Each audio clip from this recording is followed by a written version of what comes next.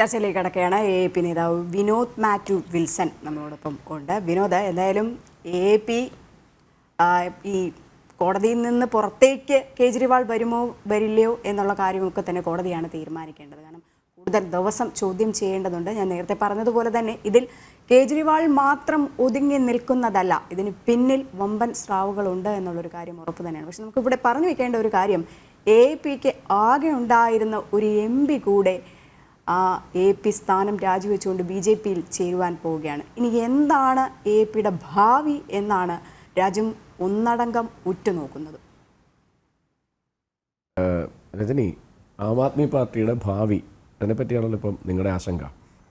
ഞങ്ങളുടെ ആശങ്കയല്ല, മൊത്തം ആളുകളുടെ ആശങ്ക. ശരി, ഞങ്ങൾക്ക് ആശങ്കയില്ല. എൻ്റെ ഈ മുഖത്തോട്ട് നോക്കി എന്തെങ്കിലും തരത്തിലുള്ള കോൺഫിഡൻസ് കുറവുണ്ടോ, അല്ലെങ്കിൽ എന്തെങ്കിലും തരത്തിലുള്ള ബുദ്ധിമുട്ടുണ്ടോ? കാരണം നിങ്ങളത് മനസ്സിലാക്കണം. അത് ആ ചർച്ചയും കൂടി നമുക്ക് ഇതിനകത്തോട്ട് കൊണ്ടുവരാം.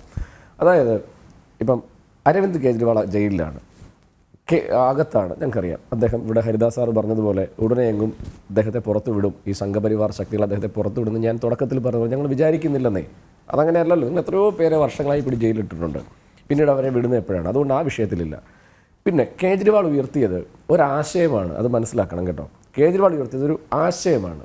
അതായത് നമ്മൾ പരമ്പരാഗത രാഷ്ട്രീയ സംവിധാനത്തിൽ ഒരുപാട് കാര്യങ്ങൾ ഇങ്ങനെ കെട്ടിപിടഞ്ഞ് കിടക്കുകയാണ്. അതിൻ്റെ പ്രത്യയശാസ്ത്ര സംഹിതകൾ, അതിൻ്റെ ബുദ്ധിമുട്ടുകൾ, പിന്നെ പാരമ്പര്യ രാഷ്ട്രീയമായ രീതികൾ, ഇതിനെയൊക്കെ തച്ച് തകർത്തുകൊണ്ട് ഏതൊരാൾക്കും വളരെ ഫ്രീ ആയി ഫെയറായി പ്രവർത്തിക്കാൻ കഴിയുന്ന വളരെ സ്വരാജ് സങ്കല്പത്തിൽ അധിഷ്ഠിതമായിട്ടുള്ള ഒരു ആശയത്തിൽ, ഒരു വെൽഫെയർ പൊളിറ്റിക്കൽ സംവിധാനത്തിലാണ് ഈ പാർട്ടി നിൽക്കുന്നത്. അതുകൊണ്ട് ഇവിടെ അങ്ങനെ നിങ്ങളൊരു കേജ്രിവാളിനെ പിടിച്ചകത്തിട്ടു. നിങ്ങളൊരു കാര്യം കൂടെ മനസ്സിൽ ശ്രദ്ധിക്കൂ. ഞാൻ കഴിഞ്ഞ ദിവസം ഒരു ചാനൽ ചർച്ചയിൽ പറഞ്ഞത് തന്നെയാണ്. ഇപ്പോൾ ഇന്ത്യൻ നാഷണൽ കോൺഗ്രസ് ഇന്ത്യയിലെ ഏറ്റവും വലിയ ജനാധിപത്യ പാർട്ടി, ലോകത്തിലെ ഏറ്റവും വലിയ ജനാധിപത്യ പാർട്ടിയാണ്. ആ പാർട്ടി ഞാൻ മനസ്സിലാക്കുന്നത്, ഞാൻ ഒരു പുറത്ത് നിൽക്കുന്ന ഒരാളെന്നാണ് ഞാൻ മനസ്സിലാക്കുന്നത്, ആ പാർട്ടി നേരിടുന്ന ഏറ്റവും വലിയ പ്രതിസന്ധി ഒരു പക്ഷേ പുതിയ കാലത്തിൽ അവരുടെ ഒരു കാലത്ത് ജനകീയരായിട്ടുള്ള 1, 2, 3 ഘട്ടത്തിലുള്ള നേതാക്കന്മാർ, അതായത് ലെവലുള്ള നേതാക്കന്മാരുണ്ട്, നാഷണലുണ്ടായിരുന്നു.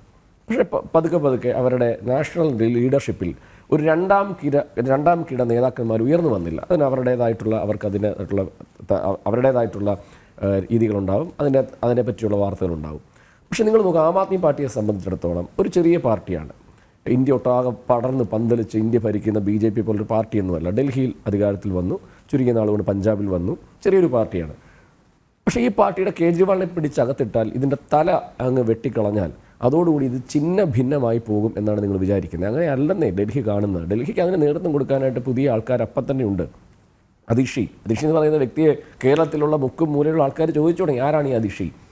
ഉരുക്ക് വനിത, ഇന്ദിരാഗാന്ധിക്ക് ശേഷം ഉരുക്ക് വനിതയായിട്ട് മാറാനുള്ള ക്വാളിറ്റിയുള്ള ഒരു വ്യക്തിയാണ് അവർ. അവരുടെ വർത്തമാനം, അവരുടെ നിലപാടുകൾ, അവരുടെ സംസാരം എന്നൊക്കെ പറയുന്നത് എല്ലാവരെയും ആകർഷിക്കാൻ കഴിയുന്ന കപ്പാസിറ്റിയുള്ള വ്യക്തിയാണ്. അവരിൽ ലീഡർഷിപ്പ് വരുന്നു, അല്ലെങ്കിൽ സൗരഭ് ഭരദ്വാജിലേക്ക് പോകുന്നു, അല്ലെങ്കിൽ സന്ദീപ് പഥക്കിലേക്ക് വരുന്നു. അങ്ങനെയുള്ള മനുഷ്യരവിടെയുണ്ട് ഇതിനെ നയിക്കാൻ. പിന്നെ ഇപ്പോൾ ഒരു MP പോയെന്ന് പറയുന്നു, അത് സ്വാഭാവികമല്ലേ? ഭയമുള്ളവർ, ഞാനതല്ലേ പറഞ്ഞേ. അതായത് നമുക്കറിയാം സ്വാതന്ത്ര്യ സമരത്തിൽ നമ്മൾ എത്രയോ തവണ പറഞ്ഞാണ് മാപ്പെഴുതിയ കഥ. ഞാൻ വീണ്ടും ഈ ഫ്ലോറിൽ അത് ഓൺ ചെയ്യാൻ ആഗ്രഹിക്കുന്നില്ല. അതായത് ഭരിക്കുമ്പോൾ, കാശുള്ളവനെ കാണുമ്പോൾ, അല്ലെങ്കിൽ പദവിയുള്ളവനെ കാണുമ്പോൾ, അല്ലെങ്കിൽ ഈ പറയുന്ന എന്നേക്കുമായി നീ ജയിലിലാണ് എന്ന് പറഞ്ഞ് ഭയപ്പെടുത്തുമ്പോൾ ഭയമുള്ളവർ, വാലാട്ടുന്നവർ, ഓച്ചാനിച്ച് നിൽക്കുന്നവർ, നക്കി ഷൂ തുടയ്ക്കുന്നവരൊക്കെ വിട്ടുപോകും. അങ്ങനെയുള്ളവരൊക്കെ ഇപ്പോൾ ഒറ്റുകാർ പോകും. അതിനെന്താ പ്രശ്നം? പോട്ടെ, അതോടുകൂടി ഈ ആശയം തീരുമോ? ഇല്ല. ഇങ്ങനെ ഒരു MP പോയാൽ വീണ്ടും അവിടെ അടുത്ത MP ഉണ്ടാവും. അവിടുത്തെ ജനകീയമായ മുഖങ്ങൾ ഈ പാർട്ടിയിലേക്ക് കടന്നു വരും. ഇവിടെ അങ്ങയുടെ ഇൻട്രോയിൽ സൂചിപ്പിച്ചല്ലോ, സാധാരണക്കാർ, സ്ത്രീകൾ, ദരിദ്രർ, കുട്ടികൾ, ഇവരെയൊക്കെ ചേർത്താണ് ഈ പാർട്ടി തുടങ്ങിയത്. പറഞ്ഞ ഒരു കാര്യമുണ്ട്, ഈ അതിഷി ആരാണ് എന്നുള്ള ഒരു കാര്യം ഇപ്പോൾ കേരളത്തിലെ ആളുകളടക്കം ചോദിക്കുന്നുള്ള. അതിഷിക്കെതിരെയും കേസുണ്ട്, ചോദ്യം ചെയ്യാൻ പോവുകയാണ്. കേസെടുത്തോന്ന് എന്താ പ്രശ്നം? കേസെടുത്ത് വരട്ടാൻ പറ്റുമെന്നാണ് വിചാരിക്കുന്നത്. കേസെടുത്തോളൂ. ഇപ്പം ഞാൻ സമരം നടത്തി കേസിൽ ഒപ്പിട്ട് 41 നോട്ടീസ് വാങ്ങിച്ചോണ്ട് തൂക്കിക്കൊല്ലുവോ? കൊല്ലട്ടെന്നേ, മരിക്കാൻ തയ്യാറാണ്. ആർക്കാ ഭയം? ഞങ്ങൾക്ക് ഭയമില്ലാന്നേ. ഞങ്ങൾ മാപ്പെഴുതി കൊടുക്കില്ലാന്നേ, ഞങ്ങൾ ഷൂ നക്കത്തില്ലാന്നേ, ഞങ്ങൾ മാപ്പെഴുതി കൊടുത്തിട്ട് നിങ്ങളുടെ സ്വാതന്ത്ര്യം ഒറ്റി കൊടുക്കത്തില്ലാന്നേ, മരിക്കാൻ തയ്യാറാന്നേ. നിങ്ങൾ പിടിച്ച് തൂക്കിക്കൊല്ലേ, നിങ്ങളോട് തടവറയിലിട്, വർഷങ്ങളിട്, അവിടെ കിടക്കും. എന്താ പ്രശ്നം? എന്താ ഈ രാജ്യത്തെ രാജ്യസ്നേഹം, ഈ സ്വാതന്ത്ര്യ ജനാധിപത്യ ബോധം, അതൊന്നും ആർക്കും തീരെഴുതിയിട്ടില്ല.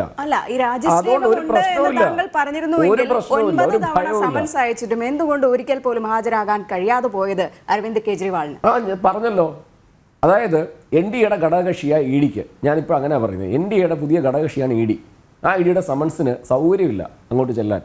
ഞങ്ങൾ എന്തായാലും ഇതിന് കെ വി എസ് ഹരിദാസിന് മറുപടി പറയാനുണ്ടാവും. ഇപ്പോൾ സൗകര്യമില്ല, ഇത്രയും അധികം 9 തവണ, 1ഉം 2ഉം തവണയല്ല, 9 തവണയാണ് ഇ ഡി സമൻസ് അയച്ചത്. എന്നിട്ട് പോലും ഒരു ദിവസം പോലും അതിന് ഹാജരാകാൻ തയ്യാറാകാൻ അല്ലെങ്കിൽ സമൻസ് കൈപ്പറ്റാൻ പോലും തയ്യാറാകാത്തൊരു വ്യക്തിയായിരുന്നു അരവിന്ദ് കെജ്രിവാൾ. അപ്പോൾ അഴിമതി ഉണ്ട് എന്നുള്ളൊരു കാര്യം വ്യക്തമാണ്. അതുകൊണ്ട് തന്നെയാണ് സമയം കഴിഞ്ഞിരിക്കുമ്പോൾ കെ വി എസ് ഹരിദാസിനാണ് പറഞ്ഞാലേ ഒരു പക്ഷേ അത് കംപ്ലീറ്റ് ആവുള്ളൂ. അതുകൊണ്ടാണ്, സോറി, ക്ഷമിക്കണം. എന്താ പ്രശ്നം അറിയോ? അതായത് സിസോദിയെ അറസ്റ്റ് ചെയ്യുന്ന സമയത്ത് തന്നെ കേജ്രിവാൾ പ്രസ് മീറ്റ് നടത്തി പറഞ്ഞു, അടുത്ത അറസ്റ്റ് ചെയ്യാൻ പോകുന്ന ഞാനാണ്. നിങ്ങൾ എന്താ വിചാരിച്ചത്? ഞങ്ങൾ ഇത് എപ്പോൾ നടക്കും, ഈ അറസ്റ്റ് എപ്പോൾ ഉണ്ടാവും എന്ന് വിചാരിച്ചിരിക്കുന്നത്? ഞങ്ങൾക്കറിയാം അറസ്റ്റ് ചെയ്യുമെന്ന്. അത് ഇലക്ഷന് മുമ്പ് അറസ്റ്റ് എപ്പോൾ ചെയ്യുന്നത് മാത്രമായിരുന്നു ഞങ്ങളുടെ ചിന്ത. കാരണം നരേന്ദ്രമോദിക്ക് ബദലായി ഇന്ത്യ മതേതര സഖ്യത്തിൻ്റെ മുഖമായി കേജ്രിവാൾ ഉണ്ടായാൽ അതിന് മറുപടി പറയാൻ മോദിക്ക് കഴിയില്ല. അതിനുള്ള സംവിധാനമില്ല. ജനങ്ങൾ മടുത്തു തുടങ്ങി ഈ സംവിധാനത്തെ. അതുകൊണ്ട് അദ്ദേഹം മാറി നിൽക്കണം എന്ന് ഇവർ തീരുമാനിച്ചതാണ്. ഇതിനു മുമ്പേ തിരക്കഥ എഴുതി വെച്ചതാണ്. അതുകൊണ്ട് ഞാൻ പറഞ്ഞ് അവസാനിപ്പിക്കാം. പക്ഷേ ഈയുടെ സമൻസ്, ആ സമൻസിലേക്ക് പോകാൻ പറ്റില്ല എന്ന നിലപാട് തന്നെ എടുത്തത്. ഹരിദാസ്, താങ്കളാണ് ഇതിന് മറുപടി പറയണം. കാരണം താങ്കൾ തന്നെ നേരത്തെ പറഞ്ഞതുപോലെ തന്നെ നിരവധി തവണയാണ് സമൻസ് അയച്ചിരിക്കുന്നത് ഇ ഡി. ആ അന്വേഷണ ഏജൻസിക്ക് മുന്നിൽ ഹാജരാകില്ല എന്ന നിർബന്ധ ബുദ്ധി, അതാണ് ഈ അറസ്റ്റിലേക്ക് നയിച്ചതുപോലും.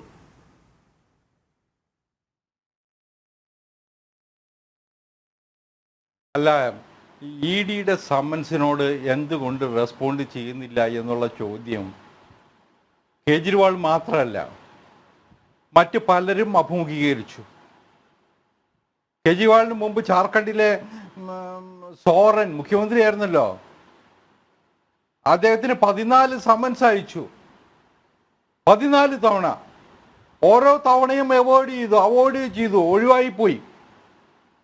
അദ്ദേഹം അവിടെ അദ്ദേഹത്തിന്റെ സാമ്രാജ്യത്തിൽ റെയ്ഡിൽ ചെന്ന ഇ ഡി ഉദ്യോഗസ്ഥന്മാർക്കെതിരായിട്ട് കള്ള കേസെടുത്തു. പട്ടികവർഗ പീഡന കേസ് പോലും ഇ ഡി ഉദ്യോഗസ്ഥന്മാർക്കെതിരായിട്ട് എടുത്തു. മറന്നു പോകരുത്. അവസാനം സോറൻ ചെന്ന് പെട്ടത് എവിടെയാ? ഇന്ന് ജയിലിലാണ് അദ്ദേഹം. അഴിമതി കേസിൽ പെട്ട ആളാണ്. അതുകൊണ്ട് ഇ ഡിയെ അവോയ്ഡ് ചെയ്യാം എന്ന് വിചാരിക്കാനുള്ള അവകാശമൊക്കെ ഉണ്ട്. അതിനുള്ള ശ്രമങ്ങൾ നടത്താനുള്ള അധികാരവും അവകാശവും ഉണ്ട്. പക്ഷെ ഇന്നത്തെ രാജ്യത്തെ നീതിന്യായ കോടതി ഒരു കാര്യം കാണുന്നുണ്ട്. സമൻസ് അയച്ചാൽ പോയേ പറ്റുള്ളൂ എന്നുള്ളൊരു നിലപാട് സുപ്രീം കോടതി അടക്കം എടുത്തിട്ടുണ്ട്. അത് മനസ്സിലാക്കി ബിഹേവ് ചെയ്യാനുള്ള മര്യാദ ഒരു ഭരണഘടനാ സ്ഥാപനത്തിന്റെ തലപ്പത്തിരിക്കുന്ന കേജ്രിവാൾ കാണിച്ചില്ല എന്നതാണ് യാഥാർത്ഥ്യം. കേജ്രിവാൾ റെസ്പോണ്ട് ചെയ്യേണ്ടതായിരുന്നു. അദ്ദേഹം ഭരണഘടനാ പദവി വഹിക്കുന്ന ഒരാളാണ്, മുഖ്യമന്ത്രി കസേരയിലിരിക്കുന്ന ഒരാളായിരുന്നു. ആ സമയത്ത് ഇത്തരത്തിലുള്ള നോട്ടീസ് കിട്ടുമ്പോൾ അതിനോട് ഭാവാത്മകമായിട്ട് പ്രതികരിക്കേണ്ടതായിരുന്നു. ചെന്ന് തനിക്ക് പറയാനുള്ളത് പറയേണ്ടതായിരുന്നു. ഇപ്പൊ കേജ്രിവാളും സോറനും മാത്രമല്ല, നമ്മുടെ കേരളത്തിലുണ്ട് ചില നേതാക്കന്മാര് 5-6 തവണ സമൻസ് കൊടുത്തിട്ട് എനിക്ക് സൗകര്യമില്ല എന്നും പറഞ്ഞ് നടക്കുന്ന ചില തമ്പരാക്കന്മാർ ഇവിടെ ഉണ്ടല്ലോ. അവരുടെ ഗതിയും വളരെയേറെ ഒന്നും വ്യത്യസ്തമാകാൻ പോകുന്നില്ല എന്ന് വിചാരിക്കുന്ന ഒരാളാണ് ഞാനൊരു രാഷ്ട്രീയ നിരീക്ഷകൻ എന്ന നിലയിൽ എൻ്റെ വിലയിരുത്തല് സോറനും കേജ്രിവാളിനും സംഭവിച്ചത് തന്നെയായിരിക്കും ഈ കേരളത്തിലെ നേതാക്കന്മാർക്കും സംഭവിക്കാൻ പോകുന്നത്. മാത്രമല്ല, ഇപ്പൊ കേജ്രിവാളിനെ കുറിച്ച് വലിയ മഹത്വം പറഞ്ഞല്ലോ. അണ്ണാ ഹസാരയുടെ തണലിൽ പണ്ട് ഡൽഹിയിൽ നടത്തിയ സമരം നമ്മളൊക്കെ ഓർക്കുന്നുണ്ടാവും. അത് രാഷ്ട്രീയമില്ലാത്ത സമരമായിരുന്നു. അവസാനം അണ്ണാ ഹസാരെ ബാക്ക് സ്റ്റാപ്പ് ചെയ്തിട്ടാണ് ഈ പുതിയ രാഷ്ട്രീയ പ്രസ്ഥാനം ഉടലെടുത്തത്. കേജ്രിവാളിനെ കുറിച്ച് യഥാർത്ഥ ചിത്രം കിട്ടണമെങ്കിൽ അണ്ണാ ഹസാരോട് സംസാരിച്ചാൽ മതി എന്ന് മാധ്യമപ്രവർത്തകർ പറയുന്നത് ഞാൻ കേട്ടിട്ടുണ്ട്. പിന്നെ കേജ്രിവാളിനെ അവസാനിപ്പിക്കാൻ വേണ്ടിയിട്ടാണ് ഈ അറസ്റ്റ് എന്നുള്ള വാദം. അതൊക്കെ ഞങ്ങൾക്ക് ഇത്തരം ചെറിയ കക്ഷികളെ ചെറിയ നേതാക്കന്മാരെ ഒന്നും അവസാനിപ്പിക്കേണ്ട ആവശ്യമൊന്നുമില്ല. 100 കണക്കിന് രൂപയുടെ തട്ടിപ്പ് നടത്തുമ്പോൾ, അഴിമതി നടത്തുമ്പോൾ ജയിലിലാകുമെന്ന് വിചാരിച്ചിരുന്നില്ല ഇവരാരും. തെളിവുകൾ ഓരോന്നോരോന്നായിട്ട് പുറത്ത് വന്നപ്പോൾ കേജ്രിവാൾ തന്നെ പറഞ്ഞുകൊണ്ടിരുന്നില്ലേ, ഏതാണ്ട് നാമം ജപിക്കുന്ന പോലെ അടുത്തത് ഞാനാണെന്ന്. കാരണം അദ്ദേഹത്തിന് അറിയാമായിരുന്നു ചെയ്ത തെറ്റെന്താണെന്ന്. അദ്ദേഹത്തിന്റെ മനസ്സിനെ അലട്ടിയിരുന്നു ചെയ്ത തെറ്റെന്താണെന്ന്. കൂടെയുള്ള സഹപ്രവർത്തകർ 2 പേര് ജയിലിലായിരുന്നു എന്നതും കൂടി ഓർക്കണം. അപ്പോൾ അദ്ദേഹത്തിനുള്ള ആശങ്ക ഉണ്ടായത് ജയിലിൽ പോകും, ഞാനും പോകും എന്ന ആശങ്ക ഉണ്ടായതിൽ അതിശയമൊന്നുമില്ല. കാരണം കള്ളത്തരം കാണിച്ചിട്ടുണ്ട്, തട്ടിപ്പ് നടത്തിയിട്ടുണ്ട്, തെളിവുകൾ ഇഡിയുടെ കയ്യിലുണ്ട് എന്ന് അദ്ദേഹത്തിന് നന്നായിട്ട് അറിയാമായിരുന്നു. അതുകൊണ്ട് തന്നെയാണ് അദ്ദേഹം ഇഡിയുടെ 9 സമൻസ് കിട്ടിയിട്ട് പോകാതിരുന്നത്. അതുകൊണ്ട് ഞങ്ങൾക്ക് രാഷ്ട്രീയമായിട്ട് ആരെ അവസാനിപ്പിക്കാനല്ല, പക്ഷെ ഞങ്ങളുടെ ലക്ഷ്യം ഒന്നേ ഉള്ളൂ, അഴിമതി നടത്തിയവൻ നിയമത്തിൻ്റെ മുമ്പിൽ വിചാരണ നേരിടണം. അതിനുള്ള ശ്രമം ഞങ്ങളുടെ അന്വേഷണ ഏജൻസികൾ ഫ്രീ ഹാൻഡ് കൊടുത്തിട്ടുണ്ട്. അതിൻ്റെ പിന്നിൽ അമിത്ഷായെ നരേന്ദ്രമോദിയൊക്കെ ആക്ഷേപിക്കാൻ എല്ലാവർക്കും അവകാശമുണ്ട്. പക്ഷേ ഈ ആക്ഷേപിക്കുന്നവരൊക്കെ മനസ്സിലാക്കേണ്ടത് ഇവരുടെയൊക്കെ കൈകൾ ശുദ്ധമായിരുന്നില്ല എന്നതാണ്. തീർച്ചയായിട്ടും കൈകൾ ശുദ്ധമാണ് എന്നുണ്ടെങ്കിൽ തീർച്ചയായിട്ടും ഇ ഡി സമൻസ് അയക്കുമ്പോഴെങ്കിലും അതിന് മറുപടി കൊടുക്കാൻ കഴിയുമായിരുന്നു എന്ന് തന്നെയാണ് പറയേണ്ടത്. KVS ഹരിദാസിലേക്ക് തന്നെ പോവുകയാണ്. കാരണം താങ്കളിൽ നിന്ന് അറിയാൻ കുറച്ച് കൂടുതൽ കാര്യങ്ങളുണ്ട്. നമുക്ക് ഈ AAP എന്നാണ് രാജ്യത്ത് വന്നത് എന്നുള്ള കാര്യം നമുക്ക് 2012 വന്നത്. താങ്കൾ പറഞ്ഞതുപോലെ തന്നെ ഈ ജന്തർ മന്ദിറിൽ വലിയ സമരമൊക്കെ തന്നെ നടത്തി, അണ്ണാ ഹസാരെയുടെ നേതൃത്വത്തിലൊക്കെ തന്നെ നടത്തിയപ്പോൾ അന്ന് ഈ അരവിന്ദ് കെജ്രിവാൾ ആരാണെന്ന് പോലും അറിയില്ല. പിന്നീട് അയാൾ മുഖ്യമന്ത്രിയായി കഴിഞ്ഞതിന് ശേഷം നമ്മൾ ഓരോ കാര്യങ്ങൾ ഇങ്ങനെ അദ്ദേഹത്തെക്കുറിച്ച് അല്ലെങ്കിൽ ഈ അരവിന്ദ് കെജ്രിവാളിനെ കുറിച്ച് അറിയുന്നുണ്ട്. ഇൻകം ടാക്സിൽ ഉദ്യോഗസ്ഥനായിരുന്നു അരവിന്ദ് കെജ്രിവാൾ. അത് VRS എടുത്തു. അതിനുശേഷമാണ് പിന്നീട് രാഷ്ട്രീയത്തിലേക്ക് കടക്കുന്നത്. അപ്പോഴും മുഖമുദ്ര എന്ന് പറയുന്നത് അഴിമതി മുക്ത ഭാരതം എന്ന് തന്നെയായിരുന്നു. പിന്നീട് അദ്ദേഹത്തിൽ നിന്ന് അറിയാൻ കഴിയുന്നത് കോടിക്കണക്കിനാണ് ഡോളറുകളാണ് കൊണ്ടുവരുന്നത്. ഏറ്റവും അവസാനമായിട്ട് നമ്മൾ കാണുന്നത് ഭീകരവാദ സംഘടനകൾ, ഭാരതത്തെ വിഘടിക്കാൻ ശ്രമിക്കുന്ന വിഘടനവാദ സംഘടനകളുമായിട്ട് കൂട്ടുപിടിച്ചു, അതിലും കിട്ടി കോടിക്കണക്കിന് രൂപ എന്നുള്ളതാണ്. അപ്പോൾ ആരാണ് ഈ അരവിന്ദ് കെജ്രിവാൾ? ഇത്രയും വലിയ ഭീകര സംഘടനാ നേതാക്കളോടൊപ്പം തന്നെ കൂട്ടുകൂടുന്ന ആളാണോ ഈ അഴിമതി മുക്ത ഭാരതം എന്ന ലക്ഷ്യം വെച്ചുകൊണ്ട് AAP എന്ന സംഘടനയുമായിട്ട് മുന്നോട്ട് വന്നത്?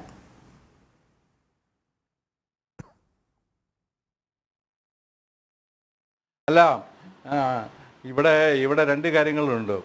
ഒന്ന്, കേജ്രിവാളിൻ്റെ ഖാലിസ്ഥാൻ ബന്ധം, ആം ആദ്മി പാർട്ടിയുടെ ഖാലിസ്ഥാൻ ബന്ധം. അത് പുതിയ കാര്യമല്ല. കഴിഞ്ഞ പഞ്ചാബ് തെരഞ്ഞെടുപ്പ് കാലത്ത് ഇവർക്ക് വേണ്ടി രംഗത്തുണ്ടായിരുന്നത്, ഇവർക്ക് വേണ്ടി വാദഗതികൾ ഉന്നയിച്ചിരുന്നവർ, അതുപോലെ തന്നെ അവിടുത്തെ ഇപ്പോഴത്തെ പഞ്ചാബിലെ ആം ആദ്മി നേതാക്കന്മാരൊക്കെ ഉയർത്തിയിരുന്ന മുദ്രാവാക്യം അതൊക്കെ ഖാലിസ്ഥാൻ വാദത്തിന് സമാനമായ ഒന്നായിരുന്നില്ലേ? അത്തരത്തിലുള്ള വിഘടനവാദത്തിൻ്റെയും ഭീകരവാദത്തിൻ്റെയും ശബ്ദം ഉയർത്തിക്കൊണ്ടാണ് അവർ പഞ്ചാബിൽ മത്സരിച്ചത്.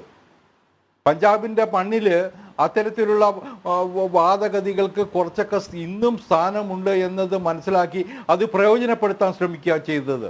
പഴയ കാലത്ത് പാകിസ്ഥാൻ എയ്ഡഡ് ആയിരുന്നു ഖാലിസ്ഥാൻ വാദം. നമ്മൾ ഓർക്കണം, 80s അവിടെ അന്ന് നാട് മുഴുവൻ ഖാലിസ്ഥാൻ വാദികൾ ഇറങ്ങി നടന്ന് ഹിന്ദുക്കളെ മുഴുവൻ കൊന്നൊടുക്കിയ ഒരു ചരിത്രമുണ്ട്. ഡൽഹിയിലൊക്കെ എത്രയോ പേരുടെ കൊലപാതകത്തിന് അവർ വഴിവെച്ചു. ഇന്ദിരാഗാന്ധിയുടെ മരണത്തിൻ്റെ പിന്നിൽ പോലും, പ്രധാനമന്ത്രിയായിരുന്ന ഇന്ദിരാഗാന്ധിയുടെ വധത്തിന് പിന്നിൽ പോലും ഉണ്ടായിരുന്നത് ഖാലിസ്ഥാനാണ് എന്നത് ഖാലിസ്ഥാൻ വാദികളാണ് എന്നത് ചരിത്രം മറക്കരുത്. എന്നിട്ട് ഇന്നിപ്പോൾ കോൺഗ്രസ്സുകാർ നാണമില്ലാതെ ലജ്ജയില്ലാതെ ഈ ആം ആദ്മിക്കാരനെയും കേജ്രിവാളിനെയും പിന്തുണയ്ക്കുക. ഇന്ദിരാഗാന്ധിയെ കൊന്ന ഖാലിസ്ഥാൻ വാദികളുടെ വക്താക്കള് ഖാലിസ്ഥാനിൽ നിന്ന് പൈസ വാങ്ങിയെന്ന് നാട്ടിലെ മുഴുവൻ പാട്ടായ ശേഷവും ഈ കോൺഗ്രസ്സുകാർ ഈ ആം ആദ്മിക്കാർക്ക് വേണ്ടി തെരുവിലിറങ്ങി സമരം ചെയ്യാം. ഇന്ദിരാഗാന്ധിയുടെ ആത്മാവ് പോലും അവരോട് ക്ഷമിക്കുമോ, സഹിക്കുമോ? എനിക്കറിയില്ല. കോൺഗ്രസ്സുകാർ ചിന്തിക്കേണ്ട വിഷയമാണ്. കോൺഗ്രസിനെ അനുകൂലിക്കുന്നവർ ചിന്തിക്കേണ്ട വിഷയമാണ്. യഥാർത്ഥത്തിൽ ഇവർ വിഘടനവാദ നിലപാടാണ് എടുക്കുന്ന പല സ്ഥലത്തും. ഖാലിസ്ഥാന് വേണ്ടി നിലകൊള്ളുന്നു എന്ന് പറഞ്ഞാൽ ഇന്ത്യ വിരുദ്ധ നിലപാടാണത്. ഇന്ത്യയെ വെട്ടിമുറിക്കണം എന്നുള്ള നിലപാടാണത്. അതിന് അവരുടെ അച്ചാരം വാങ്ങി, അവരുടെ കയ്യിൽ നിന്ന് പണം വാങ്ങി, അവരുടെ സഹായം തേടിയവര് അവരെ ഏത് നിലയിലാണ് രാജ്യം കാണേണ്ടത് എന്നതും കൂടി വിലയിരുത്താനുള്ള മുഹൂർത്തമാണിത് എന്നാണ് ഞാൻ മനസ്സിലാക്കുന്നത്. കേജ്രിവാളിൻ്റെ അറസ്റ്റോട് കൂടിയിട്ട് അതിനൊരു പുതിയ മാനം വന്നിട്ടുണ്ട്. ഏതായാലും ഖാലിസ്ഥാൻ വാദികളായ കാനഡയിലെയും മറ്റും ഖാലിസ്ഥാൻ്റെ പ്രൊപ്പഗൻഡിസ്റ്റായിട്ടുള്ള ആൾക്കാരുടെ കയ്യിൽ നിന്ന് പണം വാങ്ങി എന്നുള്ള മൊഴികളും സാക്ഷിമൊഴികളും ഒക്കെ പുറത്തു വന്ന സ്ഥിതിക്ക് കേജ്രിവാളിന് പുതിയ ഒരു അധ്യായം കൂടി കേസുകളിൽ തുടങ്ങി വയ്ക്കാൻ കഴിയും എന്ന് മാത്രമേ ഞാൻ ഓർമ്മിപ്പിക്കുന്നുള്ളൂ. തീർച്ചയായിട്ടും വിനോദിലേക്ക് പോവുകയാണ്. വിനോദേ, ഈ കേജ്രിവാൾ എന്നുള്ളത് ഒരു മാഫിയ തലവനായിട്ട് മാറിയിട്ടുണ്ട്. അതുതന്നെയാണ് ഈ വിഘടനവാദി നേതാവിൻ്റെ പ്രതികരണം. കഴിഞ്ഞ ദിവസം നമ്മൾ തന്നെ പുറത്തുവിട്ടതാണ്. 16 കോടി ഡോളറാണ് കൊടുത്തിരിക്കുന്നത് വിഘടനവാദനത്തിന് വേണ്ടി. ഒപ്പം ഡൽഹി ഭീകരവാദന കേസിലെ മുഖ്യ ഭീകരവാദിയെ സംരക്ഷിക്കുന്നതിന് വേണ്ടിയിട്ടാണ് അങ്ങനെ ചെയ്യുന്നത്. ഭാരതത്തിലാണിത്. ഭാരതത്തിൽ നടന്ന ഒരു ഭീകരവാദ കേസിലെ പ്രതിയെ സംരക്ഷിക്കുന്നതിന് വേണ്ടിയിട്ടാണ്. ഇതാണോ താങ്കളുടെ നേതാവ് അരവിന്ദ് കേജ്രിവാൾ ലക്ഷ്യം വെച്ചിരുന്നത്? ഭാരതത്തെ വിഘടിപ്പിക്കാനാണോ ശ്രമിച്ചിരുന്നത്? ഓക്കെ, ഒന്ന് രണ്ട് കാര്യങ്ങൾ അഭിപ്രായം പറയണം. ഒന്ന്, വ്യക്തിപരമായ പരാമർശമല്ല, എന്നാൽ പോലും പറഞ്ഞു പോകേണ്ടതായിട്ടുണ്ട്. KV ഹരിദാസ് സാർ ഞാൻ നിഷ്പക്ഷ നിരീക്ഷകൻ എന്ന് പറഞ്ഞു, പക്ഷേ എഴുതിയിരിക്കുന്ന BJP എന്നാണ്. അപ്പോൾ അദ്ദേഹം BJP ആണ് സമ്മതിച്ചുകൊണ്ട് ചർച്ച ചെയ്യണം. ഒന്നാമത്തെ വിഷയം. രണ്ടെന്ന് പറയുന്നത് ഖാലിസ്ഥാൻ വിഷയമാണ്. ഇന്നലെയും ഞാൻ ചർച്ചയിൽ പറഞ്ഞു. അതായത് അഴിമതി കഥ കൊണ്ടുവന്നു. അടുത്ത കഥ എന്തായിരിക്കും? രാജ്യദ്രോഹി എന്ന് പറഞ്ഞാൽ പിന്നെ ആരും തൊടത്തില്ലല്ലോ. പിന്നെ എല്ലാവരും ഇങ്ങനെ ചതുർത്ഥിയിട്ട് മാറ്റി നിർത്തുമല്ലോ.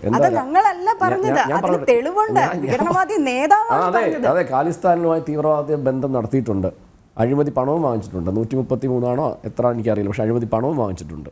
ഖാലിസ്ഥാൻ തീവ്രവാദി ബുള്ളർ എന്ന് പറയുന്ന ആളെ വിടാനായിട്ട് ഗൂഢാലോചനയും നടത്തിയിട്ടുണ്ട്. പക്ഷേ അത് ഞങ്ങളല്ല, മനസ്സിലാക്കണം, അത് ഞങ്ങളല്ല. ഞാൻ ചലഞ്ച് ചെയ്യുന്നു. ഹരിദാസ് സാറിൻ്റെ ഡേറ്റ ഞാനിപ്പോൾ വാട്സപ്പിൽ അയച്ചു തരാം, അങ്ങൊന്ന് പരിശോധിച്ചാൽ മതി. സാർ, 2023 നവംബർ 26 RP സിംഗ് എന്ന് പറയുന്ന ഡൽഹിയിലെ നാഷണൽ സ്പോക്സ്മാൻ, BJPയുടെ ഫോർമർ MLA ആണ്. പേരൊന്നുകൂടെ പറയാം, സാറിന് ശ്രദ്ധിച്ച് കേൾക്കാൻ വേണ്ടിയാണ്. RP Singh, national spokesman, BJP former MLA, Delhi. ഈ മനുഷ്യൻ, ഇദ്ദേഹം വിമൽ കുമാർ സക്സേന, അതല്ലേ അങ്ങനല്ലേ, വിമൽ കുമാർ സക്സേന എന്ന് പറയുന്ന നിങ്ങളുടെ ലെഫ്റ്റനൻറ്റ് ഗവർണർ, വലിയ ധീര പുരുഷൻ, അദ്ദേഹം ഒരു കത്ത് കൊടുത്തു.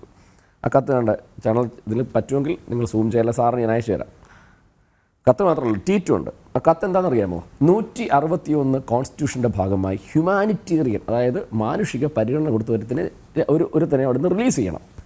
അതായത് ഗുരുനാനാക്ക് ജയന്തിയുമായി ബന്ധപ്പെട്ട് ഒരു തീവ്രവാദിയെ വിട്ടയക്കണം എന്ന് വിമൽ കുമാർ സക്സേന എന്ന് പറയുന്ന ലെഫ്റ്റനൻറ്റ് ഗവർണർക്ക് RP സിംഗ് എന്ന BJPയുടെ ഫോർമർ MLA ആയ മനുഷ്യർ കത്ത് കൊടുത്തു. ഈ ആരാന്നറിയാം ബുള്ളർ എന്ന് പറയുന്ന മനുഷ്യൻ? അദ്ദേഹത്തിൻ്റെ കയ്യിൽ നിന്നാണ് കേജ്രിവാൾ കാശ് വാങ്ങിച്ചു എന്ന് ഇന്നലെ പന്നു എന്ന് പറയുന്ന ഇവരുടെ പുതിയ ഖാലിസ്ഥാൻ തീവ്രവാദി പറഞ്ഞിരിക്കുന്നത്. അപ്പോൾ ഗൂഢാലോചന നടത്തിയത് BJPക്കാരാണ്. മാത്രമല്ല, ഞാൻ ഒരു കാര്യം പറഞ്ഞു തരാം, അദ്ദേഹത്തിൻ്റെ ട്വീറ്റ് വേണമെങ്കിൽ അയച്ചു തരാം. അതായത് ഈ പറയുന്ന നാഷണൽ സ്പോക്സ്മാനും മകളും കൂടെ പോയി സക്സേനയെ കണ്ടിരിക്കുക. എന്തിനാ? ഈ ഗുരുനാനാക്ക് ജയന്തിയിൽ ബുള്ളറെ വിട്ടയക്കണം, ഈ ഖാലിസ്ഥാൻ തീവ്രവാദി വിട്ടയക്കണം.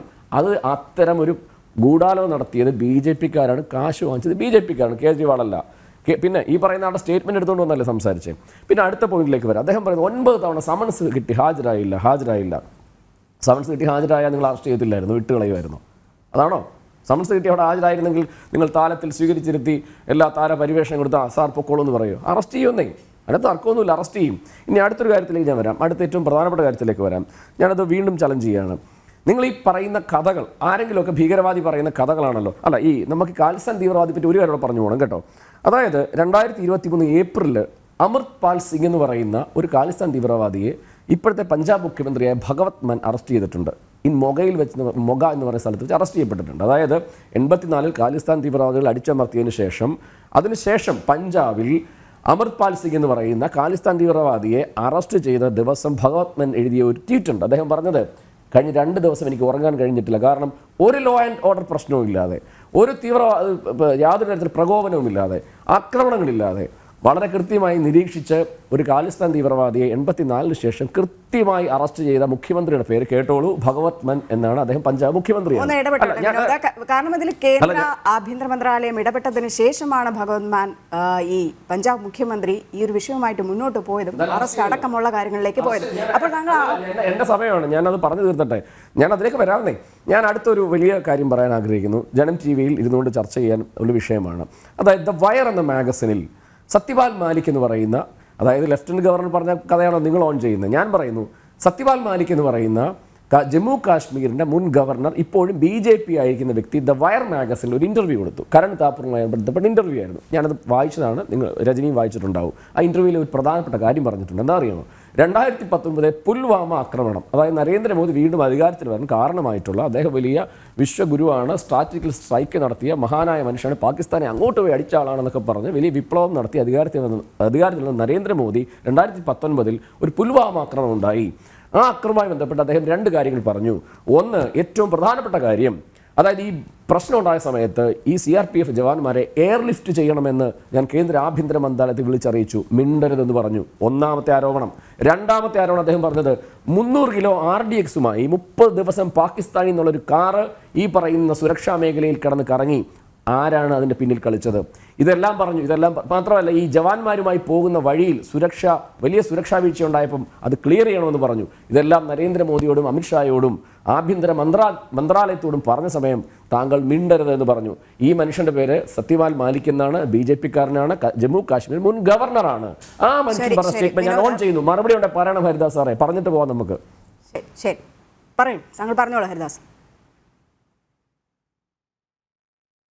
അല്ല, ഒരു മിനിറ്റ് എനിക്ക് 4:45 ഇറങ്ങണം. എനിക്കൊരു മീറ്റിങ്ങിന് പോകേണ്ടതുണ്ട്. അതുകൊണ്ടാണ് ഞാൻ ഒരു കാര്യം ഞാൻ വ്യക്തമാക്കാം. പുൽവാമ ഭീകരാക്രമണം നടന്നതിന്റെ പിന്നാലെ പാകിസ്ഥാൻ പാർലമെന്റിൽ അതിനെ പ്രകീർത്തിച്ച് സംസാരിച്ചത് പാകിസ്ഥാനിലെ ഭരണകക്ഷി നേതാക്കന്മാരാണ്. ഇന്ത്യക്ക് ശക്തമായ മറുപടി കൊടുത്തു എന്ന് പ്രസംഗിച്ചത് പാകിസ്ഥാനിലെ നേതാക്കന്മാരാണ്. അപ്പോ ആ ഭീകരാക്രമണത്തിന് പിന്നിൽ ആരായിരുന്നു എന്നതിന് വേറെ സാക്ഷ്യപത്രം വേണോ? പക്ഷേ കാശ്മീരിൽ അതിനെയൊക്കെ ന്യായീകരിക്കാൻ ചോദ്യം അങ്ങനെയുള്ള ചോദ്യം ഞാൻ ഓൺ ചെയ്യുന്നു. അതായത് കാശ്മീരിൽ 30 ദിവസം ഈ ഭീകരവാദികൾ കറങ്ങിയതിന്റെ ഉത്തരവാദിത്വം ആർക്കാണ്? അത് പറ. നിങ്ങൾക്ക് അത് പറയണം. മരിച്ച് തലയ്ക്ക് മേൽ നിൽക്കുന്ന ജവാന്മാരുടെ കുടുംബത്തോട് മറുപടി പറ. അല്ല, ഗവർണർ അവരോട് പറ. മരിച്ച് തലയ്ക്ക് മേൽ നിൽക്കുന്ന ജവാന്മാരുടെ കുടുംബത്തോട് പറ, ആർക്കാ തെറ്റുപറ്റിയത്, എങ്ങനെ സുരക്ഷാ വീഴ്ചയുണ്ടെന്ന് പറയണം സാർ. പറഞ്ഞിട്ട് പോകണം.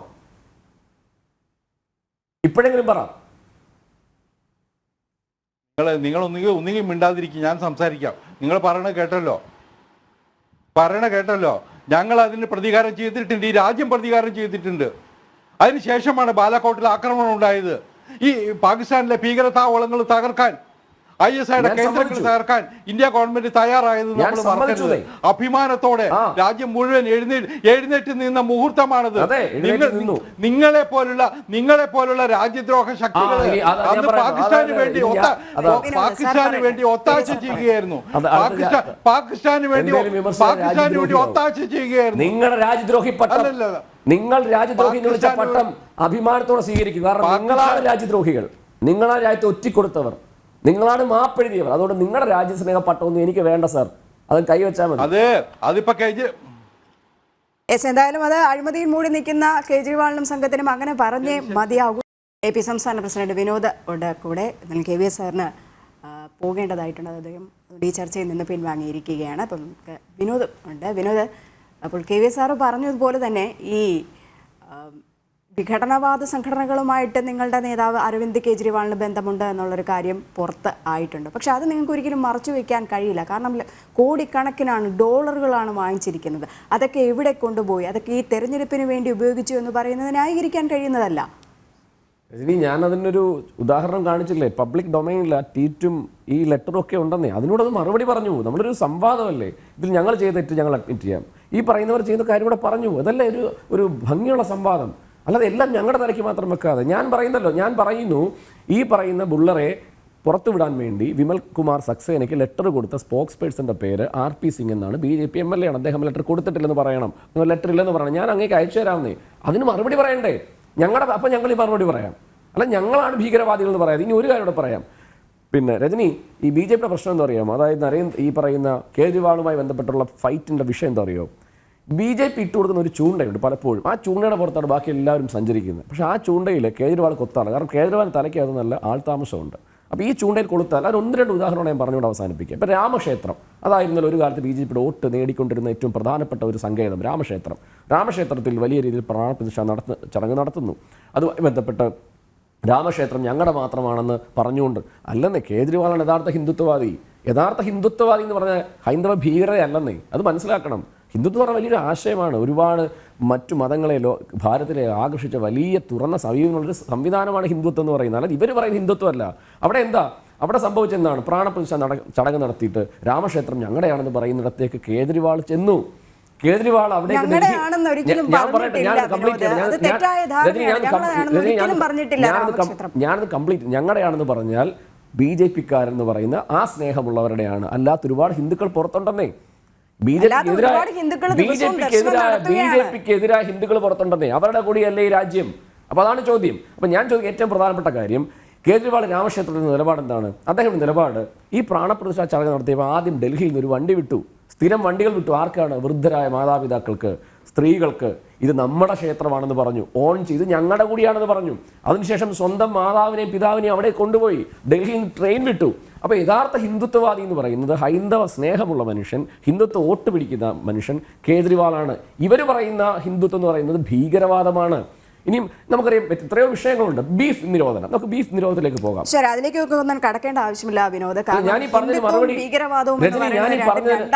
ഞാൻ ഈ പറഞ്ഞൊരു മറുപടി പറയണം. അതായത് ഖാലിസ്ഥാൻ തീവ്രവാദി വിട്ടയക്കാനായിട്ട് RP സിംഗ് എന്ന ഇവരുടെ സ്പോക്സ് പേഴ്സൺ ലെറ്റർ കൊടുത്തു. ഞാനത് അങ്ങേക്ക് അയച്ചു. ഞാൻ കള്ളം പറയുകയല്ല. ഞാനൊരു ആം ആദ്മിയുടെ സ്റ്റേറ്റ് പ്രസിഡന്റാണ്. ഞാൻ ഓൺ ചെയ്ത് ഈ ഫ്ലോറിൽ ഓൺ ചെയ്യുന്നു. അതായത് ആം ആദ്മിയുടെ സ്റ്റേറ്റ് പ്രസിഡന്റ് പറയുന്ന ഏറ്റവും വലിയ ഒരു ചലഞ്ച്, ഒരു ചോദ്യം ഇതാണ്. ആ ചോദ്യത്തിന് ഉത്തരം പറയണം. അതായത് ഇദ്ദേഹത്തെ വിട്ടയക്കാൻ ലെറ്റർ കൊടുത്തു 2023. ആ ലെറ്റർ കൊടുത്തിട്ടുണ്ടോ? ട്വീറ്റ് ചെയ്തിട്ട് സ്വന്തം മകളുമായി പോയി ട്വീറ്റ് കൊടുത്തിട്ടുണ്ട്. അപ്പോൾ താങ്കൾ പറയുന്നത് വിഘടനവാദ സംഘടനകളുടെ കയ്യിൽ നിന്നും കോടികൾ വാങ്ങിച്ചിട്ടില്ല എന്നാണ്. എന്നാൽ സമയം അതിക്രമിച്ചു. അഴിമതി ഒരിക്കലും മറച്ചു വെക്കാനാകില്ല. പല നാൾ കള്ളൻ ഒരു നാൾ പിടിയിലാകും. അത് തന്നെയാണ് മദ്യനയ കേസിൽ, ഡൽഹി മദ്യനയ കേസിൽ അരവിന്ദ് കെജ്രിവാളിനുണ്ടായിരിക്കുന്നതും. ഇതിൽ അരവിന്ദ് കെജ്രിവാൾ മാത്രമല്ല, വലിയ വലിയ കണ്ണികൾ ഇനിയും അകപ്പെടാനുണ്ട്. അതുകൊണ്ട് ചോദ്യം ചെയ്യൽ അനിവാര്യം തന്നെയാണ്. എന്തായാലും ഇന്ന് കേസ് ഹർജി പരിഗണിക്കാനിരിക്കുകയാണ്. എന്തായാലും അകത്തേക്കോ അരവിന്ദ് കെജ്രിവാൾ അകത്തേക്കോ പുറത്തേക്കോ എന്നുള്ള വിഷയമാണ് നമ്മൾ ചർച്ചയ്ക്കെടുത്തത്. ചർച്ചയിൽ പ്രതികരിക്കുകയായിരുന്നു KVS ഹരിദാസ്, BJP നേതാവ് വിനോദ് മാത്യു വിൽസൺ, AAP സംസ്ഥാന പ്രസിഡന്റ് എന്നിവർക്കും വളരെയധികം നന്ദി. ന്യൂസ് at 4 PM പൂർണ്ണമാകുന്നു. നമസ്തേ.